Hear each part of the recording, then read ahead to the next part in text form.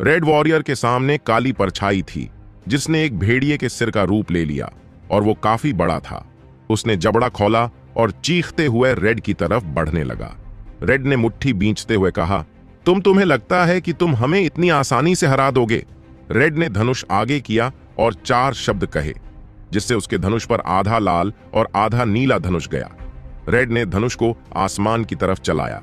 तीर आसमान में जाकर फटा और भेड़िए के चारों ओर आग और बिजली से बने मोटे बड़े भाले गिरने लगे और जमीन में धंसने लगे। एक के बाद एक भाले गिरते गए और भेड़िए को चारों तरफ से घेर लिया। भेड़िए के सिर के चारों ओर पिंजरा बन चुका था, पर भाले अभी भी रुके नहीं। कई भाले भेड़िए के सिर के आर पार हो गए। करीबन 100 भाले वहां गिरे थे। भेड़िए का सिर खून से लटपट हो गया। 2 आग के भाले उसकी आंखों से बाहर निकल आए और वो काले धुएं की तरह गायब हो गया। इसी दौरान एम, जो कि डीमन के मुक्के से दूर जा गिरा था, वो उठा और अपने कपड़े झाड़े। एम ने ऊंची आवाज में कहा, ओए काले छछूंदर, तूने गलत इंसान से भिड़ गया। तू तो गया आज। डीमन प्रिंस ने उसका मजाक उड़ाते हुए कहा, तुम सिर्फ बोलना ही जानते हो या कुछ कर भी सकते हो? एम ने धनुष आगे किया और एक सामान्य लोहे का तीर तरकश से निकालकर चलाया। जैसे ही तीर डिमोम के करीब आया, उसने तीर्थ एक हाथ से पकड़कर तोड़कर फेंक दिया। डीमन हंसने लगा। उसने कहा, इतना कमजोर हमला? एम ने हल्की हंसी के साथ कहा, इसे हमला नहीं ध्यान भटकाना कहते हैं। डीमन प्रिंस कुछ समझ पाता इससे पहले ही एक सफेद चमकीली तलवार उसकी पीठ में घुस गई। डीमन प्रिंस ने अपनी काली तलवार से पीछे वार किया। अगर वाह कोई होता तो इतने तेज हमले से उसका सिर कट जाता, पर उसके पीछे कोई नहीं था। उसने देखा कि तलवार को किसी ने नहीं पकड़ रखा और रेड भी उस भेड़िए से लड़ रहा था। तलवार उसकी पीठ से बाहर निकली और उस तलवार ने डीमन प्रिंस की गर्दन पर वार कर दिया। डेकोरेशन अपनी तलवार को आगे किया और उस तलवार से वार को रोक दिया। ये मिस्टर लेजेंड की तलवार थी जो अपने मालिक के दुश्मन से खुद ही निपट लेती है। एम ने खुद से कहा, इसकी गति बहुत तेज है, शायद मेरी तलवार से हरा ना पाए। मुझे कुछ और सोचना होगा। इसके ऊपर मेरे सबसे खतरनाक वायु के मुक्के का भी ज्यादा असर नहीं हुआ। यह बहुत ताकतवर है। रेड ने भेड़िया के सिर को हरा दिया और अब वो डीमन प्रिंस के करीब जाने लगा। उसने धनुष पर एक तीर रखा और उसे डीमन की तरफ तान कर ऊंची आवाज में कहा, आखिरी बार पूछ रहा हूं, कहां है जैक्सन? बताओ, वरना अभी तुम्हारा सिर मेरे कदमों में होगा। डीमन प्रिंस ने सफेद तलवार से लड़ते हुए कहा, मुझे नहीं पता तुम किसकी बात कर रहे हो। रेड ने चिल्लाते हुए कहा, झूठ हमें पता है। तुमने पहले उसे जमाया और फिर किसी पोर्टल के अंदर धकेल दिया। अब याद आया हो तो बताओ, कहां है जैक्सन? तुमने कहां धकेला है उसे? डीमन ने सोचते हुए कहा, अब मुझे याद आ रहा है कि ठीक किसकी बात कर रहे हो वो। डीमन कहते कहते रुक गया। मिस्टर लेजेंड ने अपनी तलवार को इशारा किया और इशारा पाकर तलवार रुक गई और मिस्टर के हाथ में वापस आ गई। मिस्टर लेजेंड ने गुस्से में कहा, तुम कहते कहते रुक क्यों गए? कहां है जैक्सन? डिमोम प्रिंस ने कुछ देर सोचकर कहा, तुम बस मामूली इंसान हो और मेरे सामने अब तक जिंदा खड़े हो।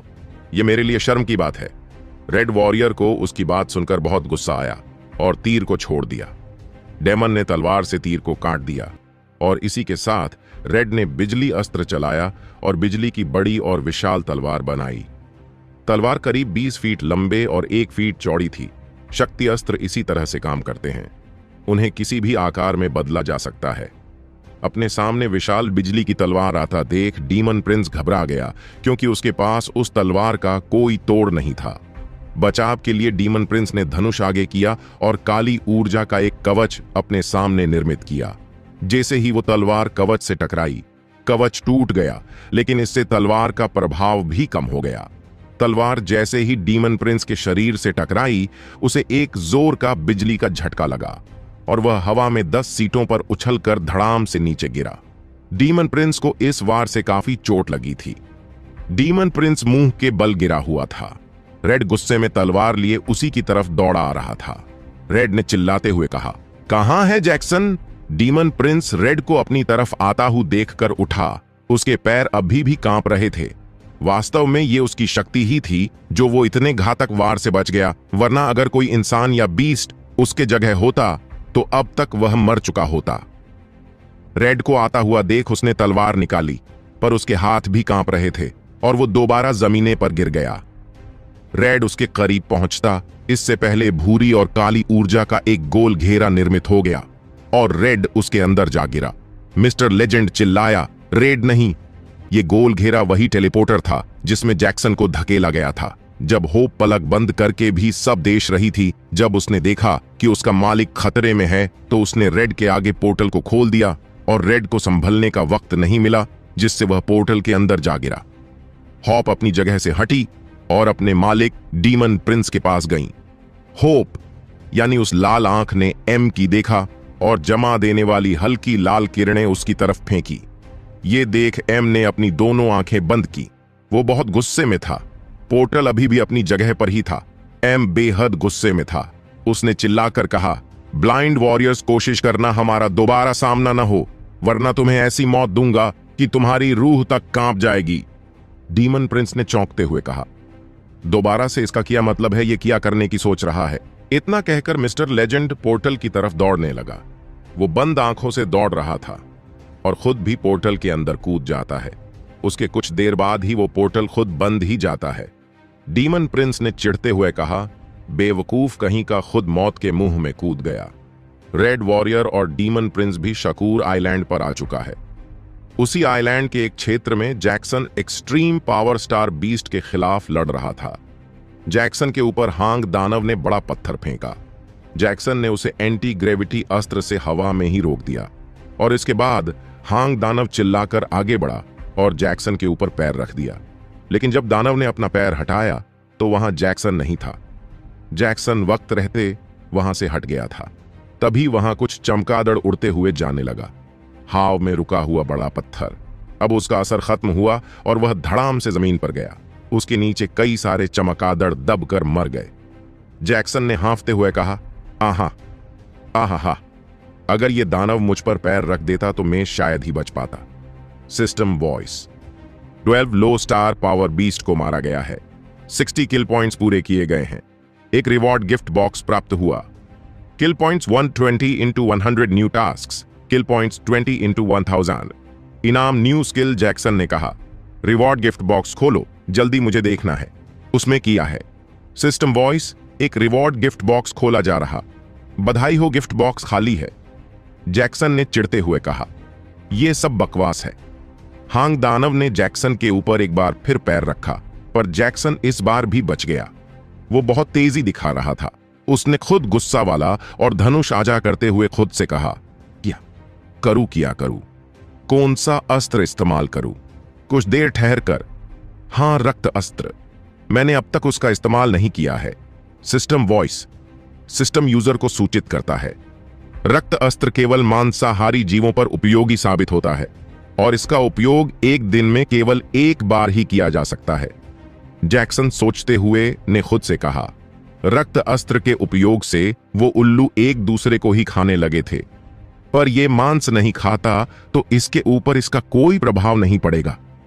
वो कुछ सोच ही रहा था कि उसकी नजर नीचे गिरे हुए चमगादड़ पर भी, जिसके मुंह से खून निकल रहा था। उसने कुछ सोचकर कहा, हाँ चमगादड़, यहां बहुत से चमगादड़ हैं, मुझे बस उन्हें बुलाने की जरूरत है और फिर मैं रक्त अस्त्र का उपयोग हांग दानव पर करूंगा, जिससे यह सभी चमगादड़ उसे नोच खाएंगे। सिस्टम में उनका ध्यान अपनी तरफ कैसे खींचूं? सिस्टम वॉइस यूजर से अनुरोध है, किसी भी जीव का ध्यान आवाज या हवा की तरंगों से खींचा जा सकता है। वायु अस्त्र का उपयोग करे और एक भवंडर का निर्माण करे। जैक्सन ने ऐसा ही किया। उसने अस्त्र को धनुष पर लिया और दिमाग में एक बड़े दानव जीतने बड़े भवंडर के बारे में सोचा और फिर तीर को छोड़ दिया। जैसे ही तीर धनुष से निकला, एक भवंडर का निर्माण हुआ है, लेकिन वह दानव जितना बड़ा ना होकर सिर्फ जंक्शन से दोगुने लंबाई और चौड़ाई का था। भवंडर चारों तरफ घूमने लगा और तेज हवाएं और पत्तों का शोर छोटे जीवों का ध्यान खींचने में कामयाब रहा। जैक्सन ने हैरानी से पूछा, मैंने तो एक बड़े भवंडर के बारे में सोचा था जी, इस दानव जितना बड़ा हो, पर यह तो बहुत ही छोटा बना है। ऐसा क्यों हुआ system? System voice, system user को सूचित करता है कि यूजर के अभी सिर्फ पावर स्टार रैंक 7 पर है और यूजर के सभी अस्त्र केवल 5 की रैंक पर है। जब यूजर 10 की रैंक पर पहुंच जाएगा तो उसके सभी अस्त्र भी अपने आप 10 की रैंक के हो जाएंगे। अस्त्रों की रैंक और यूजर की रैंक के अनुसार ही अस्त्रों की शक्ति का रूप और प्रभाव निर्भर होता है। जैक्सन ने सोचते हुए कहा, जो भी, पर शायद यह काम कर रहा है। मुझे कई आवाजें सुनाई दे रही हैं, और सबसे अच्छी बात, इस बवंडर ने उस दानों का ध्यान भी भटका दिया है। वह शायद इस बवंडर के पास मुझे नहीं देख पा रहा। 10 आंखें होने के बाद भी मैं उसकी नजरों से बचा हुआ। पर अचानक ही जैक्सन के होश उड़ गए। हजारों में छोटी चिड़ियां और चमगादड़ वहां उड़ते हुए आने लगे। जैक्सन एक पल को घबरा गया। उसने तुरंत ही रक्त अस्त्र का उपयोग किया। उसने रक्त स्तर का धनुष पर बुलाया। रक्त अस्त्र 2 मीटर लंबा तीर था जो जैक्सन के हाथ में सही से आ भी नहीं रहा था। फिर भी उसने तीर को धनुष पर रखा, दानव की तरफ छोड़ दिया। तीर उड़ता हुआ तेजी में गया और दानव से पहले एक छोटी चिड़िया से टकराया, और वो चिड़िया धमाके के साथ फट गई, जिससे आकाश में खून सी लाल बूंदें निर्मित हुईं और बाकी पंछी और दानव के ऊपर उसके छोटे गिरे। जैसे ये सब हुआ तो सब चमगादड़ और चिड़िया एक दूसरे को नोच खाने लगे। जैक्सन ने उत्साह से कहा, हंस, अब शायद ये मारा जाए। सिस्टम वॉइस, किल पॉइंट्स प्लस 50 किल पॉइंट्स, पल्ब प्लस 70 किल पॉइंट्स, पाल्स 200 प्राप्त हुए। और इसी तरह सिस्टम जैक्सन को जानकारी देता रहा। एक साथ सैकड़ों जीवों ने भांग दानव के ऊपर हमला किया। वह सभी हंग दानापुर नोच नोच कर खाने लगे। हांग दानव एक बार में सैकड़ों जीवों का मौत के घाट उतारा रहा था, पर वो बहुत अधिक तादाद में। जैसे ही किसी जीव का खून किसी दूसरे के ऊपर करता है तो बाकी जीव उस पर भी हमला कर देते हैं। सब एक दूसरे को और हां जानू खाना खा रहे थे, पर हम दोनों में से किसी को नहीं खाता। जंगल के दूसरी ओर से विशाल चमगादड़ों का झुंड आया और दानव के ऊपर टूट पड़ा। वास्तव में यह सब रक्त अस्त्र का असर था। वह एक ऐसी गंध पैदा करता है जिससे मांसाहारी जीव उस खुशबू की तरफ दौड़े चले जाते हैं। जैक्सन एक पत्थर ले पीछे छिपकर सब देखा रहा था। वह संतुष्ट था। उसे उम्मीद थी कि दानव के मरते हैं उसे भारी मात्रा में किल पॉइंट्स मिलेंगे, जिससे उसकी रैंक बहुत जल्दी शायद 25 या 30 तक पहुंच जाए। पर तभी कुछ ऐसा हुआ जिसने उसे डरने पर मजबूर कर दिया। एक छोटी चिड़िया उसके सिर पर आकर गिरी। वो मरी हुई थी। उसका खून बहकर जैक्सन के चेहरे पर आ गया, और तभी चमगादड़ों की एक भीड़ ने उसके ऊपर हमला कर दिया। जैक्सन ने कांपती हुई आवाज में कहा, नहीं, ये नहीं होना चाहिए था। ये हजारों में है।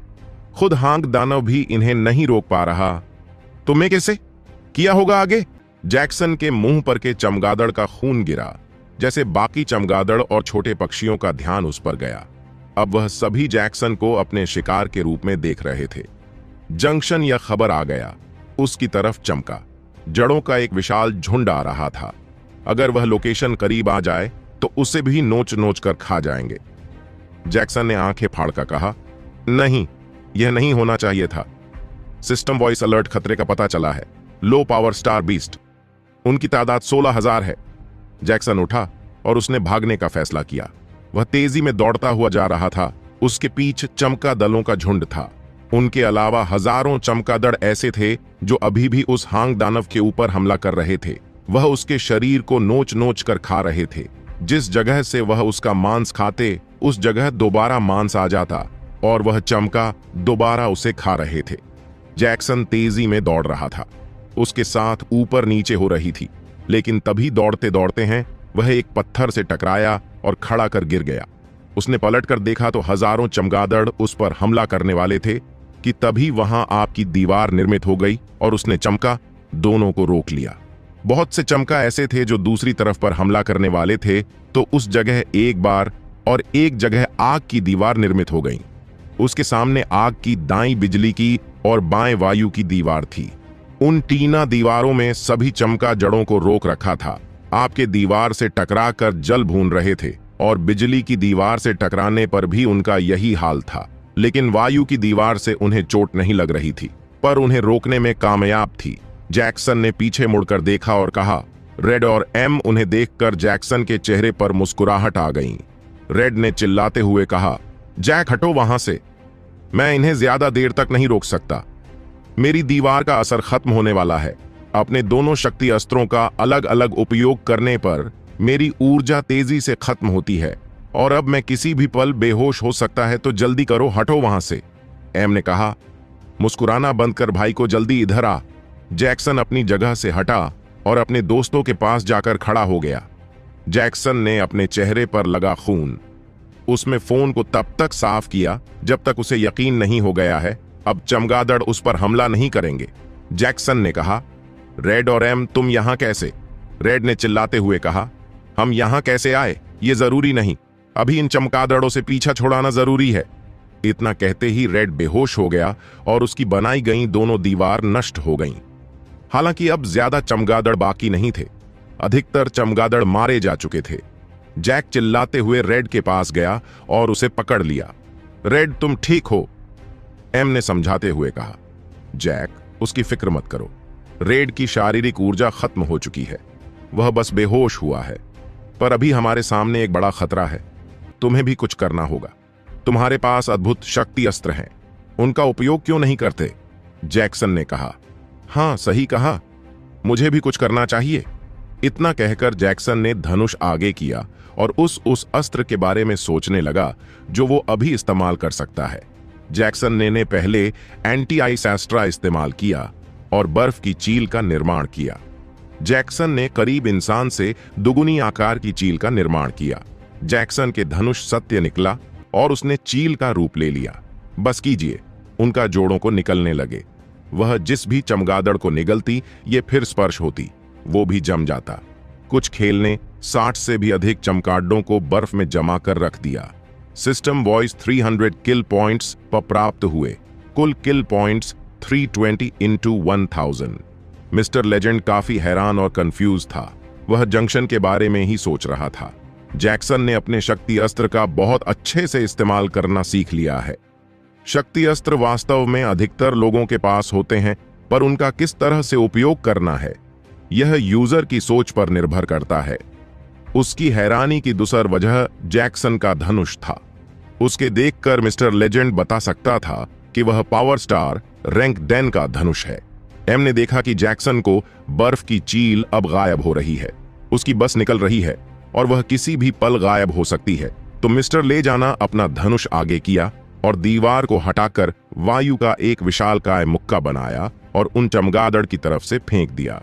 उसके धनुष से तेज तीर निकला और उसने वायु के मुक्के का रूप ले लिया। वायु के मुक्के ने एक बार में ही 200 से अधिक बीस्ट को धकेल दिया और वह सभी के सभी मारे गए। ज्यादातर चमगादड़ मारे जा चुके थे और जो बाकी है अब वह हमला नहीं कर रहे थे, क्योंकि अब उन्हें जैक्सन की बॉडी से रक्त अस्त्र से निकले हुए खून की गंध नहीं आ रही थी। उनके जाने के बाद एम ने कहा, तुम ठीक हो जैक? जैक्सन ने कहा, हाँ मैं ठीक हूं, पर किया रेड ठीक होगा? एम ने कहा, मैंने कहा ना कि तुम उसकी फिक्र मत करो, कुछ देर में उसे खुद ही होश आ जाएगा।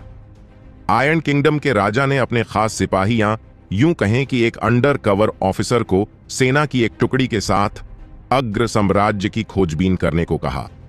अगर इस साम्राज्य वास्तव में एक आइलैंड पर बसा हुआ है, कई हजारों साल पहले एक ऐसा आइलैंड था जो अगर असम राज्य के नाम से जाना जाता था, और वहां का राजा एक ऐसा जीव था जिससे पूरी दुनिया आज तक हो जाती है, उसका अस्तित्व नहीं है। वह जीवित है, मर गया है या कहीं चला गया है, किसी को कोई खबर नहीं। बस अब इतना जानते हैं कि 12 मास्टर ने मिलकर उसे हराया था और किस तरह इसके बारे में भी कोई नहीं जानता। जब वह हट गया और की गहराइयों में डूब गए, उनमें से एक टुकड़ा अचानक से बाहर आया है। अपने खास सिपाही जो व्हाइट वॉरियर नाम से जाना जाता है, उसे सेना की टुकड़ी के साथ वहां जाने का आदेश दिया। राजा का आदेश पाकर वो 15 सैनिकों के साथ जो पावर स्टार रैंक 10 के हैं, उनके साथ बंदरगाह पर गया। वो पानी के जहाज में बैठकर रवाना हो गए। विट वॉरियर ने समझाते हुए कहा, मेरे सभी साथियों, आपको आधा कह दूं कि हम जिस मकसद के लिए जा रहे हैं वह आसान नहीं होगा। हो सकता है हम वहां से कभी वापस ही ना आ सके। तो अगर किसी को डर लग रहा हो तो वह अभी इस जहाज से नीचे कूदकर मर सकते हो, क्योंकि कमजोर और डरपोक ओ की जगह नाइस जहाज पर है, और ना दुनिया में तो फैसला आपके हाथ में है।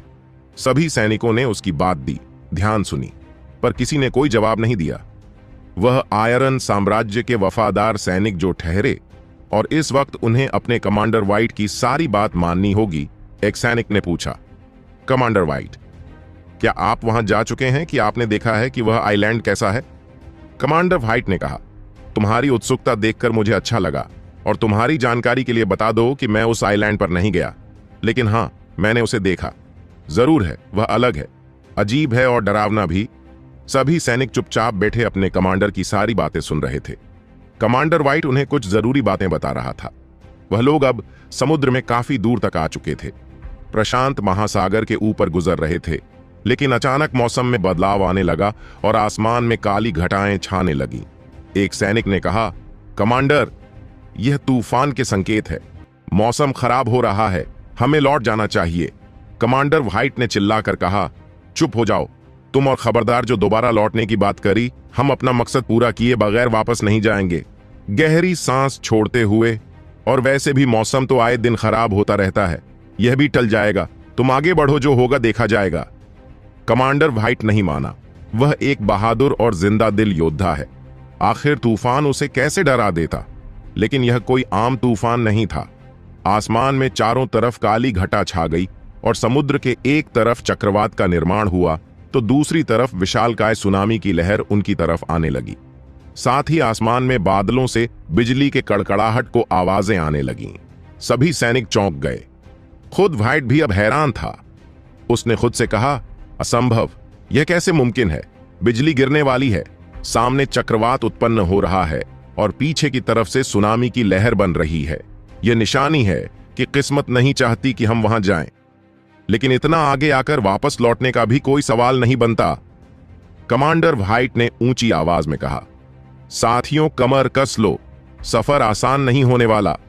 सैनिक हैरान थे कि इतना सब होने के बावजूद भी उनका कमांडर पीछे हटने का नाम नहीं ले रहा। पर वह वफादार सैनिक है, तो उनके पास अपने कमांडर की बात मानने के अलावा दूसरा कोई रास्ता था ही नहीं। और आखिर में वही हुआ जिसका डर था। बिजली के एक रेखा, चक्रवात और सुनामी की लहर ने एक साथ जहाज को निशाना बनाया। अगर यह तीनों चीज है जहां से टकराए तो चाहे स्कोर कंकड़ तक नहीं बचेगा। कमांडर व्हाइट खुली आंखों से सब देख रहा था। उसने धनुष को तैयार किया और एक 2 मीटर लंबा सफेद चलती रहती है अपने जहाज के पिछले हिस्से पर मारा एक तेज बहाव और उनके जहाज की गति कई अधिक बढ़ गई। जहाज 10 गुना अधिक तेजी से सफर करने लगा और उन तीनों हम लोग को चकमा देकर वहां से निकल गया। उनके जहाज को जाता हुआ देख समुद्र के बीच एक आई बेहद ही खूबसूरत और सुनहरी चमड़ी वाली जलपरी बाहर आई। जलपरी 9 फीट लंबा था। उसके सिर पर गोल ताज और हाथ में 5 नोक वाला एक तीर था जो करीब 2 मीटर लंबा था। तीर की हर नोक पर एक चित्र बना था। ये 5 तत्वों के चित्र थे। जलपरी के पास 5 तत्वों को काबू करने की शक्ति है। जलपरी के गुलाबी होंठ आपस में मिले और उसने कहा, मानव अपने अंत की शुरुआत खुद ही करता है, जैसे आज तुमने की है। तुम्हें नहीं झांत कि तुम किस खतरे को बुलावा दे रहे हो। इतना कहकर वह वापस समुद्र की गहराइयों में चली गई। वो समुद्र की गहराइयों में जाती जा रही थीं और अंत में एक सुनहरी ऊर्जा की दीवार दिखाई दी। जलपरी ने तीर को दीवार पर रखा और वहां एक दरवाजा खुल गया। जलपरी अंदर दाखिल हुई। वहां एक विशाल काय महल था जो पूरी तरह सोने और हीरों से निर्मित किया गया। ये एक पूरा साम्राज्य है। वो जलपरी महल के अंदर दाखिल हुई। महल के मुख्य दरवाजे के बाहर खड़े पहरेदार, जो कि आधा झींगा और आधा इंसान था, बोला, राजकुमारी डायना की जय हो, राजकुमारी डायना की जय हो। मिस्टर लेजेंड ने रेड वॉरियर को कंधों पर उठा रखा था। जैक्सन उसके साथ साथ ही चलता है। एम ने पूछा, जैक, एक बात बताओ, तुम्हारे पास यह धनुष कहां से आया? मुझे गलत मत समझना, पर तुम सिर्फ पावर स्टार 1 की रैंक पर हो और ऐसे में तुम्हारे पास रैंक 10 का धनुष होना बहुत अजीब बात है। जैक्सन ने हैरानी से कहा, वो किया बताएगा जैक्सन एम को धनुष के बारे में। कैसे बचेंगे ये तीनों इस आइलैंड पर? किया जलपारियों का अपना अलग साम्राज्य है। किया रहस्य है अग्र साम्राज्य का। जानने के लिए पढ़ते रोमांच से भरपूर ये अद्भुत माई एस्ट्रा सिस्टम। एजेंट ने कहा, तो तुम सच कह रहे हो, तुम्हारे पास कुछ ऐसा है जो बहुत खास हो, अलग है, पर यह तुमको मिला कैसे? कैसे तुम्हारे साथ है? जैक्सन ने उन्हें पूरी बात कि किस तरह वह उस अंडरग्राउंड लैब में गया और वहां उसके साथ क्या क्या हुआ, किस तरह उसके दिमाग में एक सिस्टम आ गया जो युद्ध के समय हमेशा उसकी मदद करता है। रेड ने कहा, मेरे ख्याल से हमें उस जगह जाकर देखना होगा। हमें उस प्रयोगशाला की छानबीन करनी होगी और पता लगाना होगा कि उसका क्या राज है। और उसे किसने बनाया है? जैक्सन ने कहा। हाँ, पर उससे पहले हमें यहां से बाहर निकलने के बारे में सोचना होगा। घर पर चिंकी और बाबा मेरा इंतजार कर रहे होंगे, उन्हें मेरी फिक्र होगी। रेड ने कहा। सिर्फ चिंकी और बाबा को नहीं, कोई और भी है जिसको शायद तुम्हारी फिक्र हो रही होगी। राजकुमारी हिना, तुम्हें याद तो है? हिना का नाम सुनते ही जैक्सन शर्माने लगा और उसने अपनी एक उंगली दांतों के बीच में देकर कहा, ऐसा नहीं है। और तुम उन्हें क्यों याद कर रहे हो? एम ने हंसते हुए कहा। रुको, यह हिना कौन है जिसका नाम सुनकर हमारा जो इतना शर्म आ रहा है? देखो जरा, लड़कियों की तरह कर रहा है। अपनी उंगली चबाना बंद करो, रेड ने कहा। हिना उत्तर साम्राज्य की राजकुमारी और हमारे जैक्सन की प्रेमिका है, एम ने चौंकते हुए कहा। क्या सच में वह घमंडी और बेवकूफ लड़की? जैक, तुम सच में मुझसे प्यार करते हो? जैक्सन ने एम को डांटते हुए कहा। खबरदार मेरी हिना के बारे में कुछ कहा, और वैसे भी मैं उन्हें पसंद करता हूं। वह तो मुझे सही से जानती तक नहीं, और शायद ही कभी वह मुझसे प्यार करे। रेड ने कहा। ऐसा नहीं है जैक, मैंने उसकी आंखों में देखा था, वह भी तुम्हें पसंद करती है। और जब मैं महल से जा रहा था तो उसने तुम्हारे बारे में मुझसे 10 सवाल किए थे। जैक्सन ने उत्सुकता से कहा। सच क्या पूछ रहे थे राजकुमारी? रेड ने हंसते हुए कहा। पहले इस जगह से बाहर निकल जाए, फिर तुम्हें सब बताऊंगा। एम ने हंसते हुए कहा। बेचारा आशिक। हा हा हा हा हा। जैक्सन, बेचारा आशिक किसे कहा? उत्तर साम्राज्य के मुख्य महल कैसा ही कमरे में राजकुमारी थी, न शाही झूले पर बैठे आराम कर रही थी। उसके एक जगह 4 नौकरानी थी जो उसे हाथ से पंखा कर रही थी। हिना के हाथ में गुलाब का फूल था, वो उसकी पंखुड़ी तोड़ रही होती है। उसके दिल और दिमाग में जैक्सन की बातें और उसका चेहरा घूम रहा था। एक नौकरानी ने फुसफुसाते हुए कहा, राजकुमारी किसी के प्रेम में पड़ चुकी है।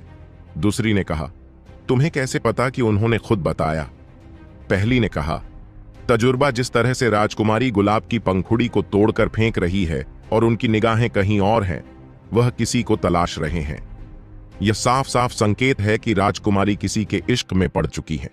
दूसरी ने कहा, तुम्हें क्या लगता है कौन होगा वह? क्या वह आयरन साम्राज्य के राजकुमार हो सकता है, या फिर किसी और साम्राज्य का? हिना ने उन्हें फुसफुसाते हुए सुना तो वो उन्हें डांटते हुए बोली, तुम दोनों की जुबान कुछ ज्यादा ही चल रही है। लगता है इन्हें कटवाना पड़ेगा, जैसे इन दोनों की कटवाई थी। तुम्हें मालूम है ना, हमें ज्यादा बोलने वाले लोग पसंद नहीं, और खासकर तब जब हम जरूरी काम कर रहे हों। दोनों राजकुमारी ने माफी मांगते हुए कहा, माफ कर दीजिए राजकुमारी, आगे से ऐसा नहीं होगा। हिना ने कहा, होना भी नहीं चाहिए। अब जाओ और हमारे लिए दूसरे फूल लेकर आओ, खत्म हो चुका है। हिना के हुक्म पर दोनों नौकरानी वहां से चली गईं। हिना ने खुद से कहा, जैक्सन, कितना प्यारा नाम है तुम्हारा, मैं तुमसे दोबारा मिलना चाहती हूं। यह कहते वक्त उसके चेहरे पर लाली और आंखों से इश्क झलक रहा था। उसने अपने नर्म लाल होंठों पर उंगली रखी और जैक्सन के बारे में सोच सोच कर शर्माने लगी। हिना ने खुद से कहा, बस अब और नहीं रहा जाता, मुझे उस नौजवान को एक बार फिर देखना है। हां, मुझे जादुई आईने का इस्तेमाल करना चाहिए। हिना उठी और दोनों नौकरानियों को जाने का इशारा किया।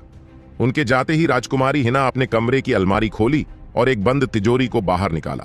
उस तिजोरी को खोलने पर उसके अंदर एक आईना पाया गया जो गोल और चांदी जैसी फ्रेम में लगा हुआ था। राजकुमारी हिना आईने को हाथ में लेकर दोबारा झूले पर बैठ गए। उसने खुद से कहा, जादुई आईना, इसमें हर उस जीव को देखा जा सकता है जिसकी शक्ल याद हो। बस आईने को सुनकर उस इंसान के बारे में सोचना है। राजकुमारी हिना ने ऐसा ही किया और आंखें बंद करके जैक्सन के बारे में सोचा। जैसे ही रीना के दिमाग में जैक्सन का चेहरा साफ हो गया, उसने आईने को चुम्मा और आंखें खोली। आईने के अंदर का नजारा देखकर वह चौंक गए और उसके हाथ से आईना छूट गया। राजकुमारी हिना चिल्लाई, जैक, जैक्सन!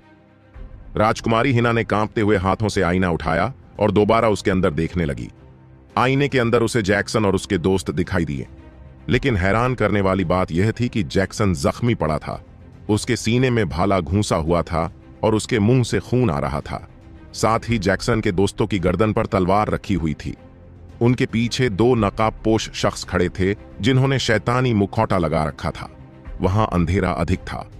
हिना ने घबराते हुए कहा, जैक्सन, तुम कहां हो? किया हुआ है तुम्हें? नहीं, ये वक्त हिम्मत से काम लेने का है।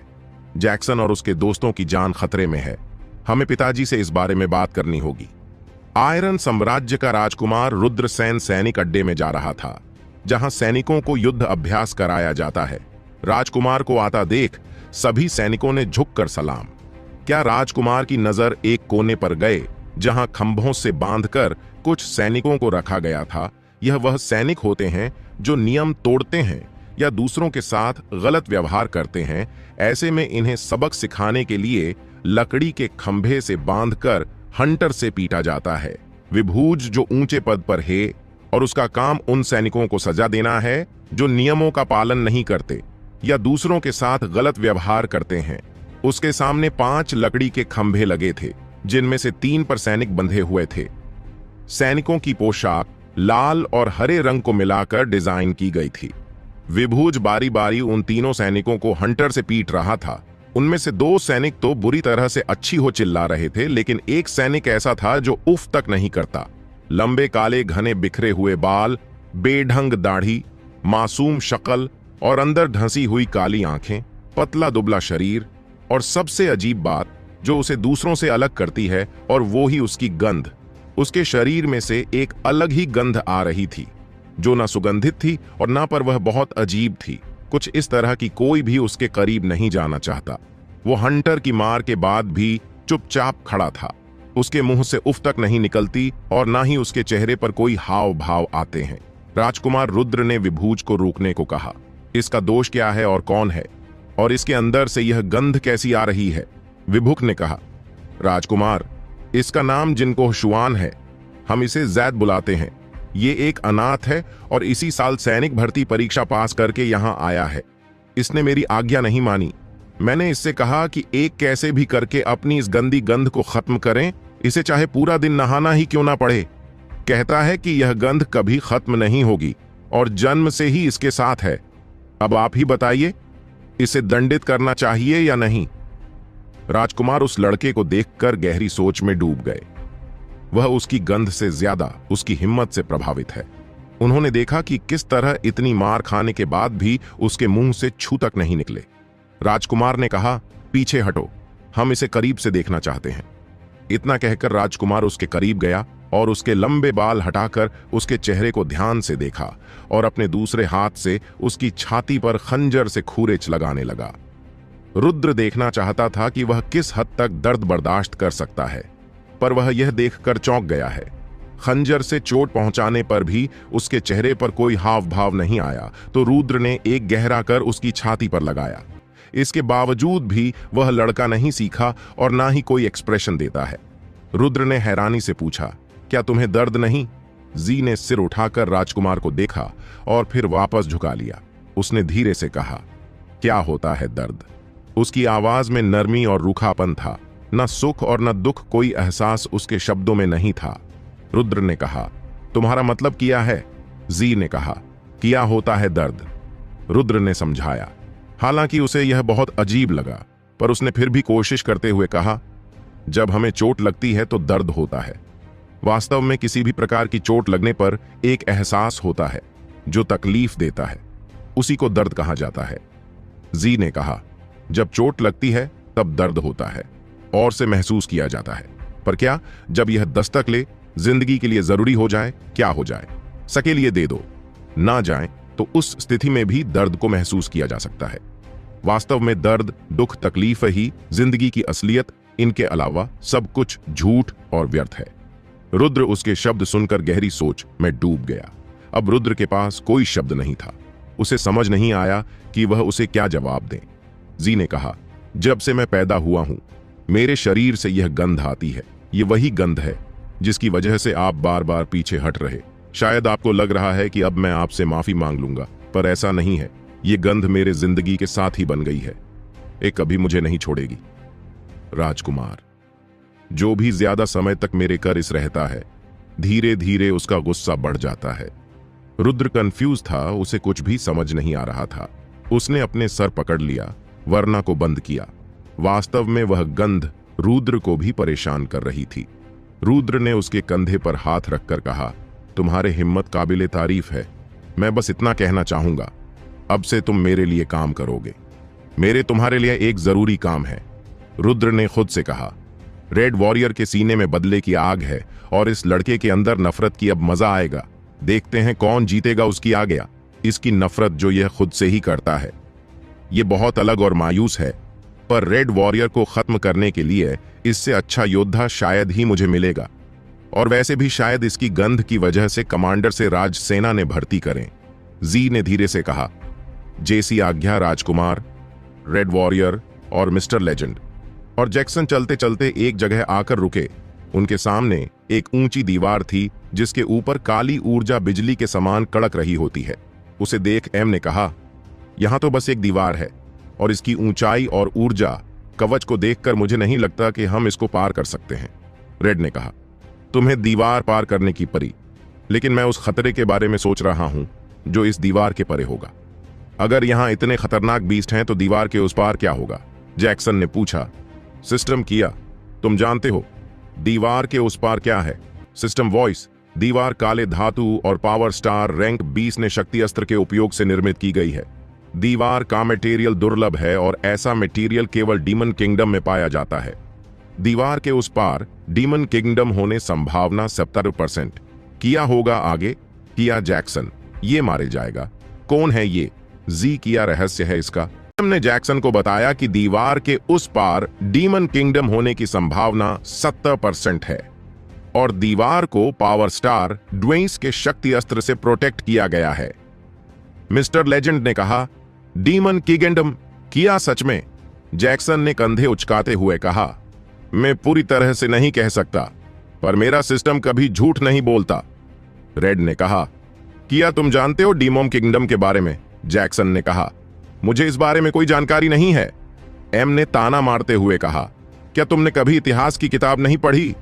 रेड ने कहा, डीमन किंगडम का इतिहास 15,000 साल से पुराना है। इतिहास के मुताबिक इस किंगडम की खोज तभी हुई थी, कहते हैं यह किंगडम पहले पाताल लोक में स्थित था, लेकिन एक भीषण युद्ध के दौरान 12 मास्टर ने मिलकर इसे दुनिया से अलग कर दिया और अब यह किंगडम पृथ्वी का हिस्सा नहीं है। अगर इस दीवार के इस बार वह किंगडम है तो इसकी पूरी संभावना है कि हम किसी दूसरे आयाम में हो सकते हैं। जैक्सन ने पूछा, इस किंगडम में कौन लोग रहते हैं? क्या तुम जानते हो? एम ने समझाते हुए कहा, जहां तक मुझे याद है यह एक अलग प्रजाति है जो दिखने में हम इंसानों के ही समान, पर इनके पास जो शक्ति और शक्ति अस्त्र है वह काफी खतरनाक और अलग है।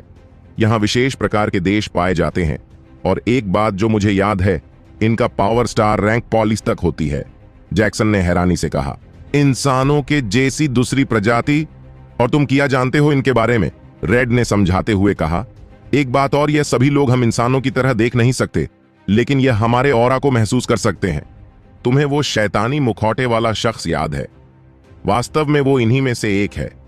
इन्हें डीमन वॉरियर और ब्लाइंड वॉरियर्स के नाम से जाना जाता है। जैक्सन ने कहा, हाँ मुझे याद है, लेकिन वो चीज किया थी जो उसके कंधे पर रखी हुई थी। जैसे ही मैंने उसको देखा अचानक मैं जम गया और जब मेरी आंख खुली तो मैंने खुद को इस अनजान जगह पर पाया। रेड ने कहा, मैं उसके बारे में नहीं जानता। वास्तव में मैंने खुद भी पहली बार ऐसा कोई जीव देखा था। एम ने समझाते हुए कहा, शायद मैं उसके बारे में कुछ जानता हूं। वह एक ऐसी प्रजाति है जो सिर्फ आंख ही है, उसका कोई शुरू किया शरीर नहीं। मैंने उनके बारे में एक काल्पनिक किताब में पढ़ा था, पर अब मुझे पूरा यकीन है कि वो किताब काल्पनिक तो हरगिज नहीं थी। जैक्सन, रेड और एम इस बारे में ही बात कर रहे थे। सब कुछ साफ हो जाने के बाद उन्होंने दीवार के उस पार जाने का फैसला किया और वह सोचने लगे कि आखिर वह दीवार के ऊर्जा कवच को किस तरह तोड़ सकते हैं। रेड ने धनुष आगे करके कहा, ऊर्जा कवच विच्छेद अस्त्र। इतना कहते ही उसके धनुष पर सांप के समान टेढ़ा मेढ़ा तीर आ गया। उसकी नोक पर सांप की आकृति बनी होती है। रेड ने तीर को दीवार की तरफ थोड़ा तेज तेज रफ्तार में धनुष से निकला और दीवार से टकराने से पहले उसने एक सांप का आकर ले लिया। सांप ने दीवार पर दसा और उस जगह एक छेद हो गया, पर अगले ही पल वो जगह वापस भर गई। रेड ने इसी तरह के कुछ और तेल दीवार पर मारे पर कोई फायदा नहीं हुआ। एम ने कहा, दीवार का कवच बहुत मजबूत है, हम उसे सामान्य अस्त्रों से कभी नहीं तोड़ सकते। इतना कहकर वो आगे बढ़ा और उसने अपनी जादुई तलवार को दीवार पर मारा। लेकिन दीवार पर इससे कोई फर्क नहीं पड़ा। उल्टा उसकी तलवार तप कर लाल हो गई। एम ने तलवार को पीछे करते हुए कहा, ये किया, मेरे पास कोई सामान्य तलवार नहीं है, उसके बावजूद यह तप कर लाल हो गई। अगर मैंने सामान ना तलवार का इस्तेमाल किया होता तो अब तक हो पिघल चुकी होती। हमें एक बेहतर उपाय की जरूरत है, रेड ने सोचते हुए कहा। यह सब उस कवच की वजह से हम उसे तोड़ नहीं सकते। तो क्या हुआ, उसे दीवार से अलग तो कर सकते हैं, एम ने कहा। और वो हम कैसे करेंगे, रेड ने कहा। हम नहीं, तुम करोगे। तुम्हारे पास वायु की शक्ति है ना, वायु से एक ऐसा भवंतर बनाओ जो इस कवच की ऊर्जा को दूर कर दे। और जैक, तुम भी उसकी मदद करोगे। एम और जैक्सन ने हां में सिर हिलाया और वायु अस्त्र का तीर चलाकर एक भगंदर का निर्माण किया। एम ने अपने भवंदर को जैक्सन के भवंडर से मिला दिया। एम ने सोचा कि उसके शक्ति अस्त्र की क्षमता प्रियंक 12 की है और जैक के पास रैंक 5 के अस्त्र हैं, तो उन्होंने मिलाने पर अस्त्र की क्षमता रैंक 17 की हो जाएगी। तो हो सकता है कि उनका प्लान कामयाब हो जाए। जैसे ही वो भवंडा दीवार से टकराया, दीवार का बना हुआ ऊर्जा कवच झटपटा गया। ये ऐसा जैसे पानी में पत्थर फेंके पर पानी में उछाल आता हो। कवच जैसे ही अपनी जगह से हटा, रेड ने धनुष पर तीर रखा और दीवार पर चला दिया। तीर सीधा जाकर दीवार में घुस गया और वहां दरार आ गई। रेड आगे बढ़ा और दीवार पर जोरदार किक मारकर उसे दरार के पास से तोड़ दिया। अब वहां एक छेद हो चुका था। वह छेद ज्यादा बड़ा तो नहीं था, लेकिन उसमें इतनी जगह तो थी कि यह सब दीवार के उस पार जा सके। रेड ने ऊंची आवाज में कहा, जल्दी करो, इससे पहले ऊर्जा कवच वापस अपनी जगह पर आ जाए। रेड दीवार के उस पार कूद गया और उसके पीछे पीछे जैक और एम भी आ गए। उनके अंदर आते हैं पूजा का कवच वापस अपनी जगह पर आ गया और वह भवन में शांत हो चुका था। वह तीनों अपने सामने का नजारा देखकर चकित रहेगा। वहां चारों तरफ अंधेरा और आसमान में लालिमा दिखाई दे रही थी। वो थोड़ा आगे बढ़े तो उन्हें अपने सामने एक खाई दिखाई दे और उस खाई के अंदर लावा की नदी बह रही थी। जैक्सन ने चौंकते हुए कहा, किया, ये तो लावा की नदी है और यहां कोई पुल भी नहीं है। अब हम उस पार कैसे जाएंगे? एम ने कहा, इसे कहते हैं बीस्ट से बचकर और लावा तक पहुंचे। रेड ने कहा, हालात पहले ही बहुत खराब है, तो अब तुम खराब कहावत तो मत कहो। एक तरफ कमांडर व्हाइट अपने सैनिकों के साथ जहाज पर सवार था। उसके सामने 3 बड़ी मुसीबत हीपर ने उन सभी का डटकर सामना किया और शक्ति अस्त्र का इस्तेमाल करके जहाज की गति बढ़ा दी। जहाज की गति का अधिक होना पड़ जाने से ज्यादा बहुत अधिक विस्तार में सफर करना। जहाज में मौजूद ज्यादातर से निकासी खबर आ चुके थे और अंत में जहाज रुका तो उन सभी की जान में जान आई। एक सैनिक विहान सिंह ने गहरी सांस लेते हुए कहा, कमांडर व्हाइट, शायद हम अपनी मंजिल पर पहुंच चुके हैं। मुझे सामने एक आइलैंड नजर आ रहा है। कमांडर व्हाइट ने मुस्कुराते हुए कहा, यह वही आइलैंड है जिसे हम ढूंढ रहे थे। सभी सैनिक अपने सामने आइलैंड को देखकर हैरान थे। प्रशांत महासागर के बीचों बीच बना यह आइलैंड दिखने में कर खतरनाक लग रहा था। यह एक त्रिकोण आकार का आइलैंड है जहां बीचों बीच एक बड़ा पहाड़ होता और उस पहाड़ की आकृति 10 मुंह वाले सांप के सामन थी। ये यूं कहे कि एक विशाल सांप को ही पत्थर का बना दिया गया। वहां के पेड़ पौधे लाल और काले रंग के होते हैं। साथ ही उस पहाड़ जो कि 10 मुंह वाले सांप के समान दिख रहा था, उसके सभी मुंह के अंदर से लावा का झरना बह रहा होता है। ये नजारा देख अधिकतर सैनिकों का गला घबराए हुए थे। कमांडर व्हाइट ने जहाज को आइलैंड के किनारे पर पहुंचाया। वहां जाकर उसने सभी को जहाज से उतरने का इशारा किया और खुद भी अपने हथियार लेकर जहाज से नीचे उतरा। वहां की मिट्टी पूरी तरह सफेद थी, जो किसी मोती के समान चमक रही होती है। विहान सिंह ने गहरी सांस लेते हुए कहा, कमांडर, ये आइलैंड बाहर से दिखने पर इतना डरावना लग रहा है, तो इसके अंदर जाने पर पता नहीं क्या होगा। कमांडर व्हाइट ने तलवार पर हाथ रखते हुए कहा, क्या तुम्हें डर लग रहा है? अगर हां तो कह दो, मैं अभी तुम्हारा सारा डर गायब कर देता हूं। विहान ने शर्मिंदगी से कहा, माफ करना कमांडर व्हाइट।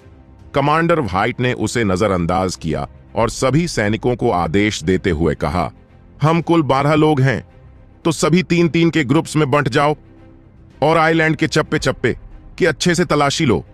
जो भी अजीब चीज दिखे उसे इकट्ठा करो। अब मेरा मुंह ताकना बंद करो और सो जाओ, और तुम विहान मेरे साथ रहोगे। विहान सिंह ने सिर झुकाकर कहा, जैसी आपकी आज्ञा कमांडर व्हाइट। वह सभी 3-3 के ग्रुप में बैठकर अलग हो गए। कमांडर हो व्हाइट के साथ विहान और रघुवीर नाम के सैनिक होते हैं। वो दोनों पावर स्टार रैंक 10 पर होते हैं। उनके पास सर्प और धातु के शक्ति अस्त्र होते हैं। धातु शक्ति अस्त्र की मदद से किसी भी वस्तु को धातु में बदला जा सकता है। वह तीनों उत्तर दिशा की ओर सफर करते हैं। कुछ दूर चलने पर उन्हें जमीन पर एक अजीब चीज मिलते हैं जो दिखने में लाल मोती के समान थी। विहान ने उसे उठाते हुए कहा, अब यह क्या चीज है? कमांडर व्हाइट ने सांस छोड़ते हुए कहा, यह एक दिव्य मोती है जो पावर स्टार रैंक 15 के बीस्ट के माथे पर पाया जाता है। वास्तव में यह बीस्ट का ऊर्जा स्रोत होता। इसको निकाले बगैर उन बीस्ट को नहीं मारा जा सकता। विहान ने कहा, वो किस तरह के बीस्ट होते हैं? क्या आपने कभी उन्हें देखा है? कमांडर व्हाइट ने कहा, वह दूसरा बीस्ट होते हैं, पर मेरा कभी ऐसे बीस्ट से सामना नहीं हुआ, पर मैंने उनके बारे में सुना जरूर है। कहा जाता है कि वो 4 आंख वाले भेड़िए होते हैं और उनके हाथ 3 मीटर तक लंबे होते हैं। दूसरे सैनिक रघुवीर ने दाईं तरफ इशारा करते हुए कहा, कहीं आप उसकी बात तो नहीं कर रहा है? कमांडर व्हाइट और विहान, मैं उस दिशा में देखूं जहां रघुवीर इशारा होता, वहां वहीं बेस्ट खड़ा था, जिसके बारे में अभी कमांडर वाइफ ने बताया था। उसकी 4 आंखें लंबा में और 2 बड़े हाथ जो जमीन पर लटक रहे होते हैं। वो बीस्ट ऊपर की तरफ देख रहा होता है जहां वो 10 मुंह वाले सांप जैसा पहाड़ था। उसे देख दोनों सैनिक घबरा गए और वह सोचने लगे कि आखिर यह ऊपर क्यों देख रहा है। कमांडर व्हाइट ने धीरे से कहा, यह पावर स्टार रैंक 15 का बीस्ट है, तो सावधान रहना। हल्की सी भी आवाज होने ये तुम्हें चीर फाड़ खाएगा। जैक्सन, रेड वॉरियर और मिस्टर लागेंड तीनों एक खाई के पास खड़े होते हैं। खाई के अंदर लावा की नदी बह रही थी। खाई के उस पार उन्हें कुछ साफ साफ दिखाई नहीं देता। वहां चारों तरफ अंधेरा फैला हुआ थे। एम ने कहा, तुम दोनों मुझे कसकर पकड़ लो, मैं तुम्हें वहां ले जाऊंगा। जैक ने कहा, पर कैसे? एम ने कहा, शायद तुम भूल गए, मेरे पास मोबाइल की शक्ति है और वायु कुछ भी कर सकती है, किसी को उड़ा भी सकती है, तो बस बिना सवाल जवाब ले मुझे पकड़ लो। रेड ने कहा, तुम जैक को लेकर जाओ, मैं खुद आ जाऊंगा। इतना कहकर रेड ने अपनी शक्ति इस्तेमाल की।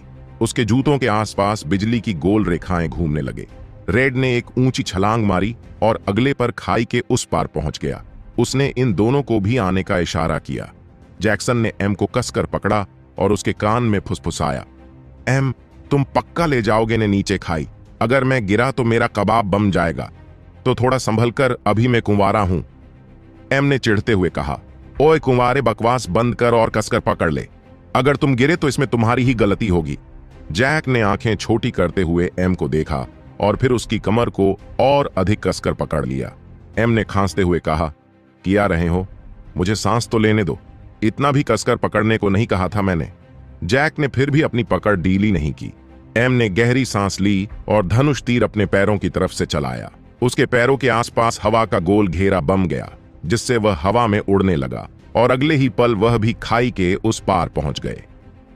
जैक्सन और एम खाई के उस पार बहुत जगह होता है, वह नीच उतरते।